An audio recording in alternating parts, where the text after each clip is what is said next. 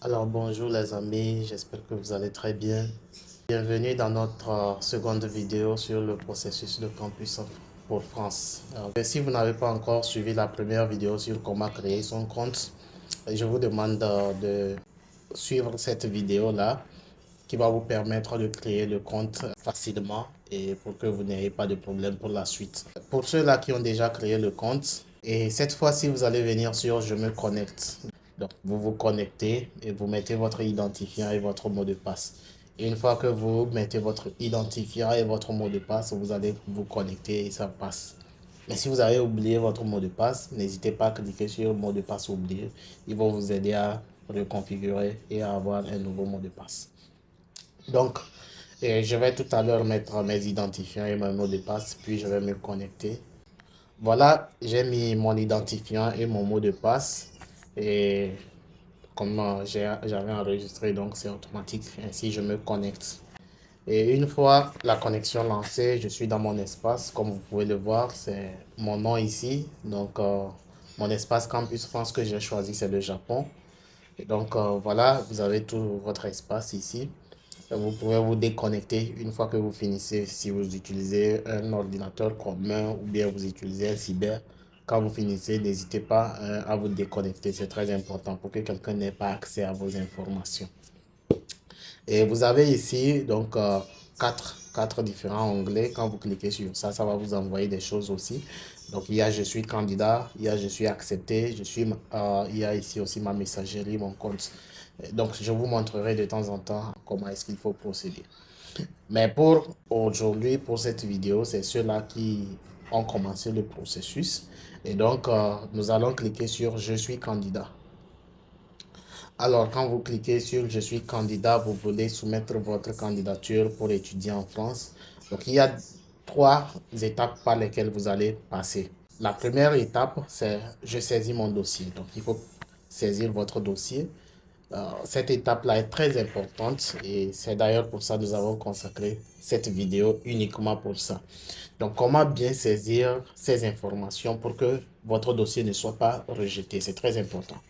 Vous rentrez ici, vous allez cliquer sur Saisir. Je saisis mes informations personnelles. Et là, ça vous amène ici.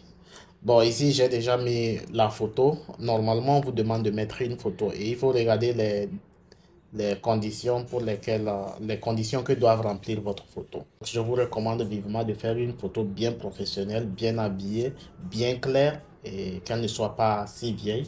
C'est vrai que la taille du fichier est très réduite, mais ça peut permettre d'avoir une photo de bonne qualité.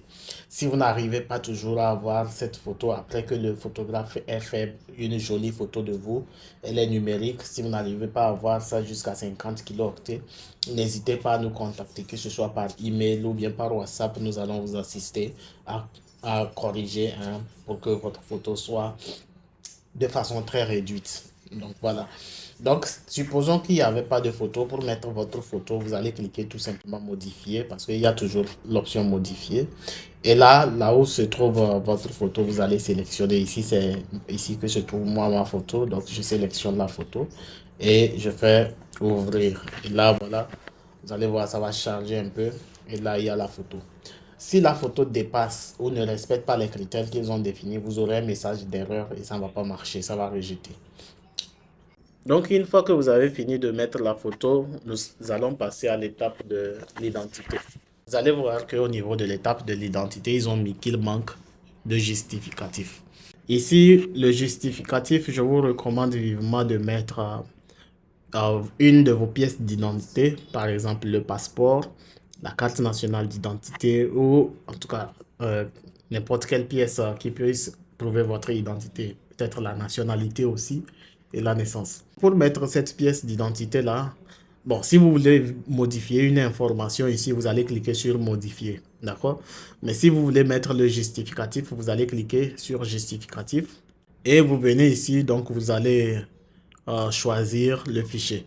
Mais attention, on vous dit que votre fichier que vous devez choisir ne doit pas dépasser 500 kilooctets. Et il doit être de format PDF, soit JPEG, soit PNG. Donc, ce sont les trois fichiers là qui sont acceptés. Il faut que, on dit, assurez-vous que vos fichiers sont lisibles. C'est très important. Donc, il faut faire un bon scan avec une bonne résolution. Ne prenez pas des photos avec vos appareils photo parce que là, c'est pas évident que ça soit très clair. Donc, utilisez un scan.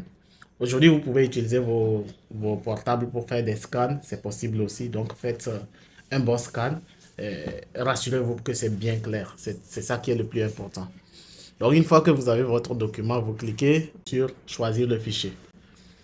Et donc, ça vous envoie vers la zone où il faut choisir le fichier. Et là, vous avez document exemple. Par exemple, nous allons utiliser le document exemple dans tout ce système-là. Et une fois que vous choisissez le document exemple, vous allez ouvrir.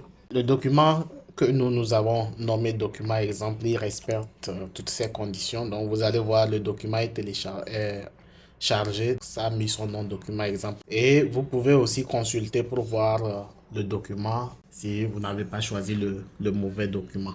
Et si vous pensez que vous avez choisi le mauvais document, vous pouvez cliquer sur supprimer pour supprimer ça. Donc, une fois que le document est mis, vous pouvez fermer. Mais si vous voulez ajouter d'autres justificatifs, vous avez toujours la possibilité d'ajouter d'autres justificatifs.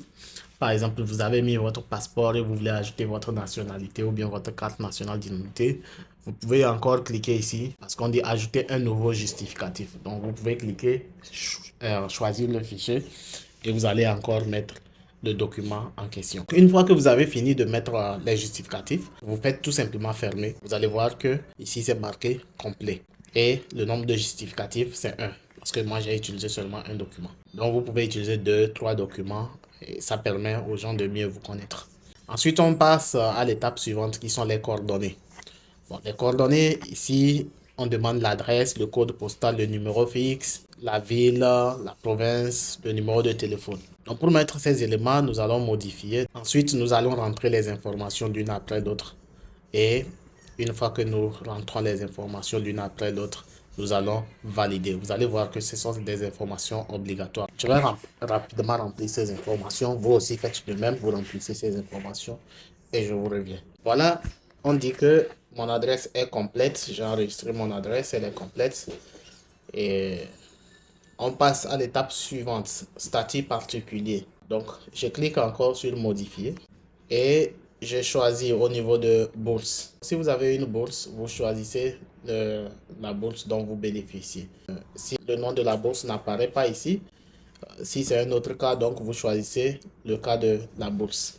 Mais si vous n'avez pas non plus de bourse, vous choisissez je ne suis dans aucun cas mentionné. Donc, j'ai choisi ça et j'enregistre. Ici, je n'ai pas besoin de justificatif, mais si vous avez une bourse, là, vous devez mettre le justificatif. Peut-être que c'est un email ou bien c'est une lettre qui montre que vous avez été retenu pour le cas de cette bourse-là. Alors, vous passez à la prochaine étape qui est mon curriculum vitae. Le curriculum vitae est très important. Sinon, c'est lui qui va parler à votre place pour que vos universités sachent s'il faut qu'ils vous retiennent ou pas. Donc, il y a une façon particulière de faire un CV pour qu'il soit vraiment très attrayant. Et je vous conseille vraiment de nous contacter s'il le faut pour qu'on puisse vous aider à réviser votre curriculum vitae pour que vous puissiez optimiser vos chances de succès. C'est très important. Sinon, la plupart des candidats se voient rejetés parce que leur CV n'est pas adapté. Donc ici, supposons que nous avons le CV déjà fait, la version PDF. Donc je clique sur choisir. Donc vous voyez que le CV est joint et vous pouvez consulter pour voir si c'est le vrai document que vous avez choisi, si vous ne vous êtes pas trompé. Et si vous vous êtes trompé, vous pouvez supprimer aussi. Après ça, il faut passer à l'étape suivante, mon cursus. Dans mon cursus, vous devez choisir 3 activités. Minimum 3, ça vous permet d'augmenter vos chances. Vous voulez par exemple aller faire une licence, il faut mettre le BPC, le bac 1 et le bac 2 comme les activités. Chaque fois que vous voulez mettre une activité, vous allez cliquer ici. Est-ce que c'est une année d'études supérieures? Est-ce que c'est un diplôme d'études supérieures? C'est un bac ou équivalent. Si par exemple vous voulez candidater pour le master, ça veut dire que vous avez déjà un diplôme d'études supérieures et qui est dans ce cas peut-être la licence. Si vous n'avez pas encore la licence, c'est peut-être une année d'études supérieures. Donc, vous êtes déjà à l'université. Vous avez une année d'études supérieures. Donc, bac plus un, bac plus 2. Donc, voilà, vous pouvez choisir ça. Et si c'est pour le doctorat aussi, c'est la même chose. Un diplôme d'études supérieures, ça veut dire que vous aurez peut-être la licence et le master. Donc, il faut avancer aussi avec un diplôme d'études supérieures. Donc, vous commencez avec le récent et vous mettez minimum 3 et c'est beaucoup plus intéressant.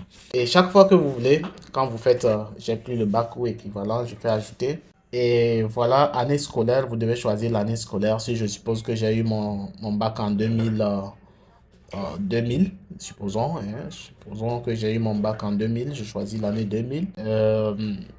Province, donc, puisque j'ai dit que je suis au Japon, donc Tokyo, Adachi, on vous envoie les établissements. C'est un système automatique qui fait que parfois vous allez avoir les noms des établissements qui sont déjà disponibles. Et ça vous envoie, s'il n'y a pas votre établissement, donc vous pouvez choisir autre. Et quand il y a autre, je peux appeler ça Nihon University ou bien Nihon College, puisque c'est le bac, j'ai dit.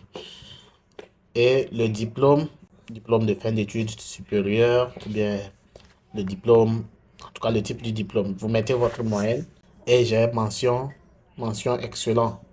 S'il y a un commentaire, par exemple, vous pouvez me mentionner. Le commentaire, par exemple, peut-être, je sais pas, peut-être que vous n'avez pas encore eu votre justificatif, votre diplôme, ou bien que vous avez demandé le diplôme, c'est pas encore disponible, ou bien, je sais pas, tout ce que vous voulez, vous pouvez mettre comme commentaire, ce que vous pensez que ça peut aider à jouer en votre faveur. Et une fois que vous avez fini, vous faites enregistrer. Et une fois que vous avez enregistré, bien évidemment, vous avez déclaré une formation, il faut mettre le justificatif. Et ici, nous sommes en train de parler du baccalauréat, donc vous cliquez sur justificatif et vous joignez le justificatif comme on l'avait fait précédemment. Si vous trouvez que les informations que vous avez déclarées, il y a des erreurs, vous pouvez cliquer sur modifier pour changer ou corriger. Et si vous trouvez que cette information ou bien cette formation n'est plus nécessaire, vous pouvez supprimer tout simplement. Donc, si je clique justificatif par exemple, je viens, je choisis mon fichier toujours et je mets, vous allez voir que ça va passer. Voilà, j'ai mis le fichier et je fais fermer. Vous allez voir que voilà, c'est complet pour la formation que j'ai déclarée. Alors, si je vais ajouter une seconde formation, je viens d'abord ici, le type de formation, supposons une année d'études supérieures, non, un diplôme universitaire pour ceux-là qui veulent faire le master ou bien le doctorat.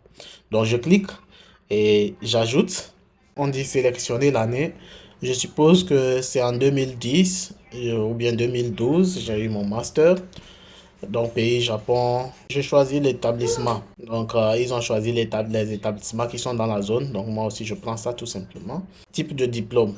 Vous avez le master, la licence, le doctorat. Bon, je vais choisir le master. Donc, intitulé exact du diplôme, je mets master en bourse française. C'est juste des exemples. Ensuite, le domaine. Prenons informatique tout simplement. Ensuite, la moyenne. Comme d'habitude, je mets 20. Et la mention, comme d'habitude, je mets excellent. Et le type de formation, c'était en présentiel. Si vous avez d'autres commentaires, vous pouvez noter. En termes de commentaires, vous pouvez mettre par exemple, j'ai eu bourse Japon. Désolé pour l'erreur, hein, parce que là, mon clavier est en anglais, je ne peux pas trouver les accents. J'ai reçu des récompenses, si vous avez reçu certains prix. Vous pouvez mettre aussi au niveau des commentaires si vous avez participé à des conférences. Vous pouvez mettre le titre de votre publication si vous avez publié, titre, publication. Vous pouvez aussi mentionner même pourquoi pas le titre de votre thèse. Ce sont des éléments que vous pouvez mentionner, mais faites en sorte que ça reste dans 1000 caractères. Ça ne doit pas dépasser 1000 caractères. Donc une fois que c'est fini, vous enregistrez. On me dit de mettre le justificatif, donc je fais comme avant. Et voilà, donc j'ai mis le justificatif également. Vous pouvez ajouter aussi une dernière formation pour ceux-là qui veulent mettre par exemple le BEPC. Bon, une année de lycée, donc vous pouvez mettre le bac 1. Ici, vous mettez une autre activité pour mettre par exemple le BPC. Donc ceux-là qui veulent mettre le BEPC, le CEPD, donc vous pouvez prendre ça comme une autre activité. Faites ajouter et vous mettez. Voilà un peu et comment est-ce que vous pouvez faire pour ajouter les choses à votre cursus. Ok, donc voilà, une fois que vous avez fini de remplir la partie de mon cursus, vous pouvez passer à l'étape prochaine et l'étape suivante, j'allais dire. Sachez que cette étape du remplissage de votre cursus est très important et si vous avez des soucis, n'hésitez pas à nous contacter. Nous sommes là, nous allons vous assister dans ce sens-là. Donc la prochaine étape, ce sont les tests et examens de français. Donc par défaut, il ne s'est mis aucun test. Donc si vous n'avez pas pris un test de français, peut-être pour ceux-là qui sont dans les pays francophones ou qui ont la langue française comme langue maternelle, vous n'avez pas pris de test, il n'y a pas de problème. Mais si pour une raison ou une autre, vous avez eu à prendre le test à un moment, donc voilà les tests qui sont éligibles. Donc vous cliquez, il suffit de cliquer sur le test en question, exemple de TCFTP, et là vous faites ajouter. Et quand vous faites ajouter, donc cette fenêtre-là vient où vous devez renseigner la date à laquelle vous avez pris le test, la date d'expiration du test, le numéro de l'attestation qui figure sur l'attestation que vous avez reçue, votre score et donc la compréhension globale des différentes parties du test. Et une fois que vous avez renseigné ça, donc vous pouvez enregistrer. Bon, je pense qu'une fois que vous avez enregistré, si vous enregistrez un test, il est évident que vous puissiez euh, pourvoir le justificatif. Donc, une fois que c'est enregistré, que c'est fait, donc il y aura la partie du justificatif qui doit apparaître normalement pour que vous puissiez mettre le justificatif.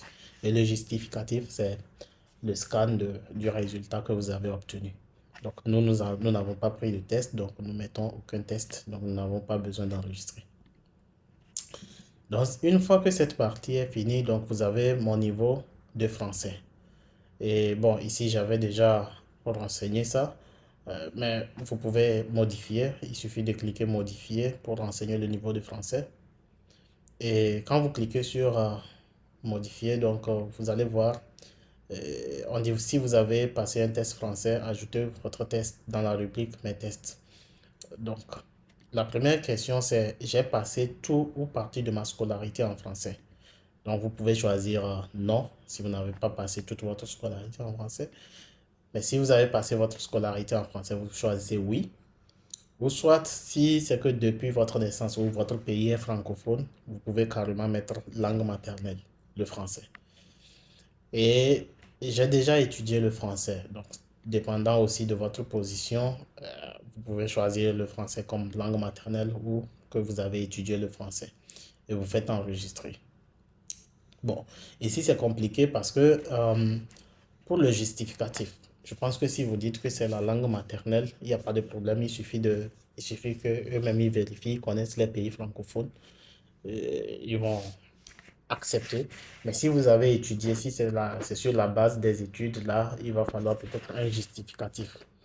Et dans ce cas-là, bon, vous pouvez nous contacter, on va vous dire qu'est-ce que vous pouvez mettre comme justificatif. Et mes séjours en France. Et pour les séjours en France, bon, si entre-temps vous avez eu à visiter en France, la France, pour peut-être des vacances ou bien pour du tourisme ou bien pour une conférence, je ne sais pas, de n'importe quoi ou bien pour un rendez-vous d'affaires, donc vous pouvez ajouter ça. Sinon, si vous n'avez pas visité la France, vous mettez, ça reste par défaut aucun séjour en France. Donc, pour ajouter un séjour en France, il suffit de cliquer encore ajouter. Et là, on vous demande la date, le début de séjour, la date de fin de séjour, le lieu où vous avez séjourné et la description. Donc, en quelques mots, ce que vous avez fait en France et comment vous avez mis en pratique vos connaissances de la langue française lorsque vous étiez en séjour. Et là, probablement qu'on va demander également un justificatif. Et le justificatif, vous pouvez mettre peut-être un billet d'avion, je ne sais pas, ou bien un visa, euh, le visa que vous avez obtenu pour rentrer en France, sa date de validité. Donc, vous pouvez mettre le scan de cette partie-là aussi. Donc, ici, nous n'avons pas de visa, donc nous n'allons pas le mettre. Mais si vous voulez, on peut essayer. On peut essayer. Essayons par exemple, je suis allé en France, on dit jour, mettons le 21, le mois, nous mettons le janvier, et nous mettons 2024. Supposons que je suis allé pour un séjour de 3 mois, donc ça fait, je suis rentré le 20 avril 2024. Et le lieu, disons Paris, et conférence, disons conférence, bar, séminaire, académique.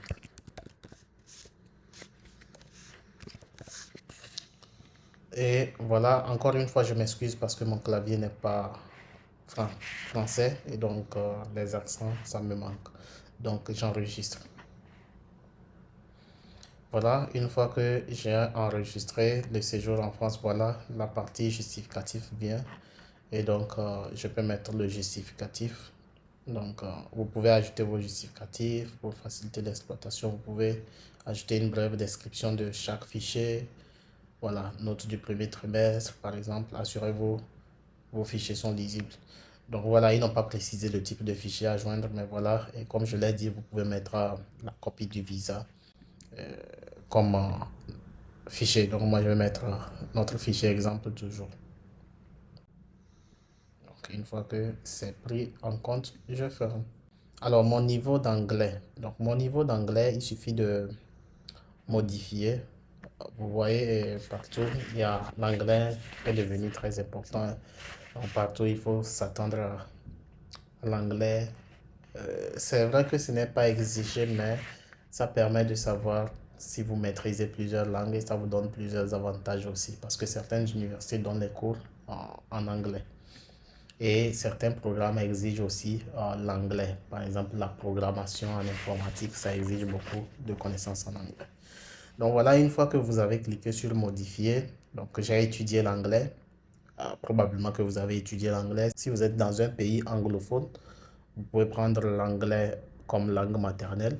Donc si vous n'avez pas étudié, vous mettez non. Donc nous, on va mettre oui, j'ai étudié l'anglais. J'ai déjà passé un examen d'anglais.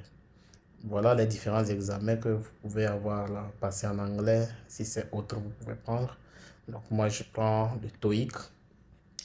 Le score global. Le score global pour le TOEIC était le 850 par exemple, le dernier. Et je mets sur, je crois que c'est noté sur 900. Ensuite, l'année, disons par exemple 2022. Bon, sachez que si c'est 2022, ce n'est plus valide hein, parce que là, le TOEIC, je pense que c'est 2 ans de validité. Et autre langue pratiquée, donc je mets le japonais qui est niveau avancé. Donc voilà, une fois que ça aussi c'est fini, donc je peux enregistrer tranquillement. Et voilà, effectivement, on va demander justificatif puisque j'ai mis le score. Donc il faut mettre le score de le certificat qui montre que j'ai pris le TOEIC. Donc je vais sélectionner à titre notre document exemple encore et je le mets et je fais. Donc ainsi dit, voilà, nous avons complété en la partie je saisis mon dossier, je saisis mes informations personnelles. Donc, c'est ici que prend fin la partie de la saisie des informations. Et si vous voulez vérifier que vous avez fini, vous allez revenir ici, je saisis sur mon dossier. Si je saisis mon dossier, vous cliquez encore sur je saisis mon dossier, vous allez voir que maintenant c'est complet. Donc, toutes les informations personnelles sont complètes. Et vous allez voir que cette fois-ci, je remplis mon panier de formation est incomplet. Donc, ça veut dire que vous pouvez maintenant passer à la prochaine étape qui est je remplis mon panier de formation. Et ça sera dans la prochaine vidéo. Alors, encore une fois, merci beaucoup. Merci pour le temps que vous avez pris. Et n'oubliez pas de vous déconnecter une fois que vous avez fini. Et merci infiniment pour le temps que vous avez pris pour suivre la vidéo. Si vous avez des commentaires, des questions, n'hésitez pas à les poser dans les commentaires ou à nous contacter. Nous sommes toujours disponibles pour vous assister. Et n'oubliez pas aussi de nous mettre un petit pouce pour nous soutenir. Et ça nous fait du plaisir que notre contenu soit trouvé intéressant.